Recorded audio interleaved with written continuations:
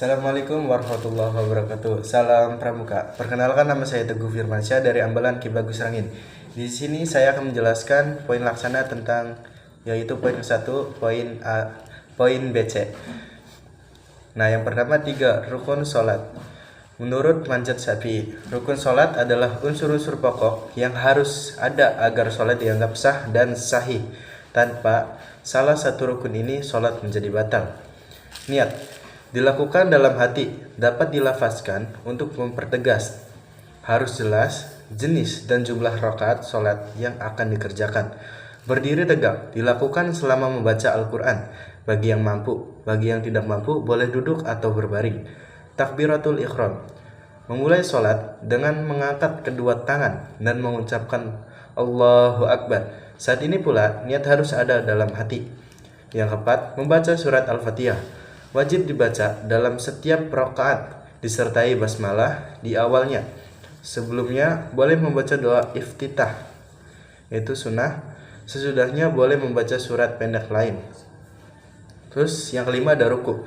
Menundukkan badan dengan punggung lurus, menyadarkan tangan pada sikut, pada lutut, dan mengucapkan tasbih Subhana rabbiyal azim sambil berdiam sebentar tumaninah. Yang keenam, ihtidal, kembali berdiri tegak dari rukuk dengan sikap lurus, mengucapkan samiallahu liman hamidah sambil berdiam sebentar tumaninah. Yang ketujuh, sujud melakukan dua kali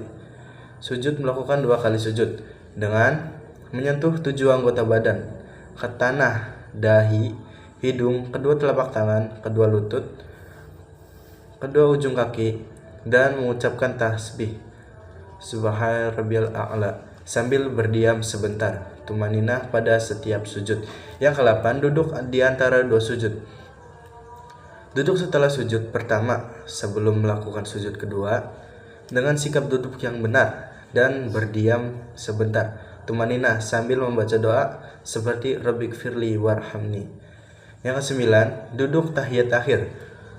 Duduk pada akhir sholat dan setelah 2 rakaat pertama pada sholat, 3 atau 4 rakaat dengan bertumpu pada kaki kiri, kaki kanan, berdiri dengan jari menghadap kiblat jika mampu. Yang ke-10, membaca tahiyat akhir pada saat duduk tahiyat, membaca bacaan tahiyat duduk mulai dari at-tahiyatu lillahi wassalatu wattayyibatu hingga bagian syahadat. Yang ke-11, membaca salawat. Setelah membaca tahiyat, membaca salawat kepada Nabi Muhammad SAW dengan lafaz Allahumma sholli ala sayyidina Muhammad wa ala ali sayyidina Muhammad. Terus yang ke-12 ada salam. Menutup dengan mengucap salam ke kanan dan ke kiri seperti Assalamualaikum warahmatullahi.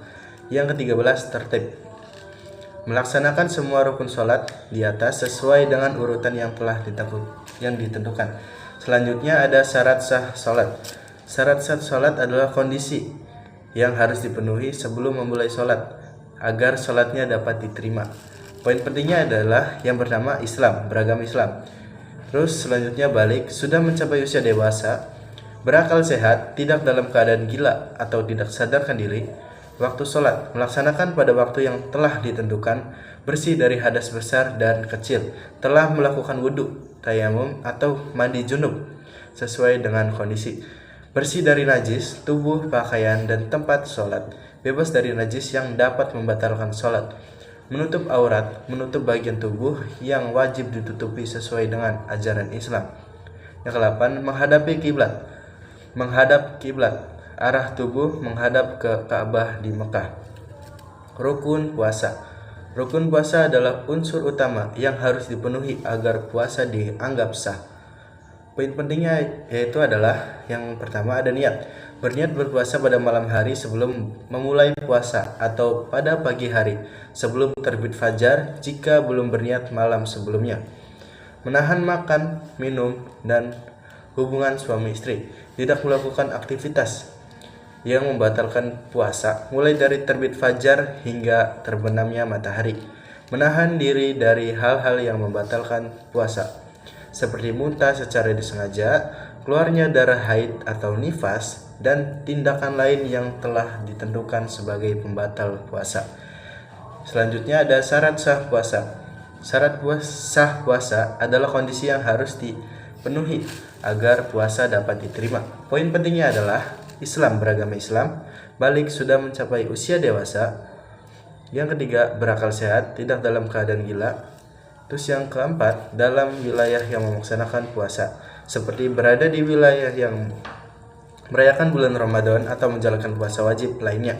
Yang kelima, tidak dalam keadaan yang membolehkan tidak berpuasa, seperti sakit yang memburuk jika berpuasa, berpergian jauh, hamil atau menyusui yang khawatir akan membahayakan diri atau anak, serta wanita dalam masa haid atau nifas.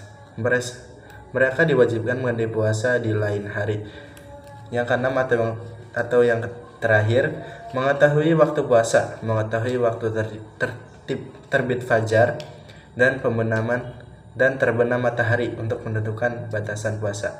Terima kasih, sekian. Wassalamualaikum warahmatullahi wabarakatuh. Salam Pramuka.